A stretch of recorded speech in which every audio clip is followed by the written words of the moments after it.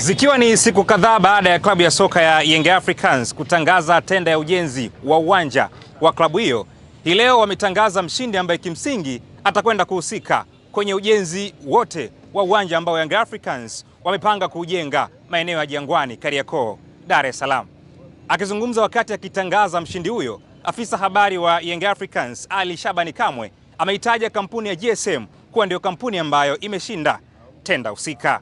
Na nikiri tulipata maombi mengi kutoka mataasisi na makampuni mbalimbali yakionyesha utayari wao wa kuja kushirikiana na klabu yetu ya Young Africans kwenye ujenzi wa uwanja wetu. Tuliendesha mchakato kwa weledi mkubwa, kwa uwazi, kwa makampuni na mataasisi haya kutuma maombi yao based on vigezo ambavyo tulivitoa kwenye taarifa yetu. Tukawa na siku 14 kama ambavyo barua yetu ilieleza za kuchakata maombi hayo, kuangalia ni wangapi wamekidhi vigezo vya kukabidhiwa tenda ya ujenzi wa klabu yetu Young Africans. Na kwa nukta hii, uongozi wa klabu Young Africans kupitia kamati yake tendaji ulikutana Jumamosi kama ulivyowajulisha hapo mwanzo, ukaenda kuchakata hilo jambo, na sasa wamekuja na mshindi ambaye ameshinda kwenye tenda hiyo.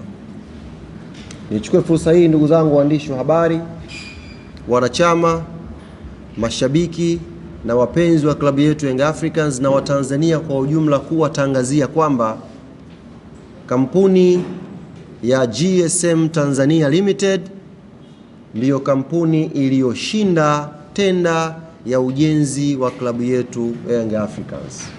Sasa baada ya GSM kushinda na kamati tendaji kujiridhisha kwa vigezo vyote ambavyo tuliviainisha kwamba huyu ndiyo anastahili, nini hatua inayofuatia hapo mbele? Cha kwanza ilikuwa ni kuwajulisha GSM Tanzania Limited kwamba nyie ndiyo mmeshinda tenda hii ambayo mliiomba. Na baada ya kuwajulisha, tunakuja sasa hivi kujulisha pia na umma kwamba mshindi ni nani. Hatua inayofuatia baada ya kuwajulisha washindi wa hii tenda ni pande hizi mbili sasa kukutana.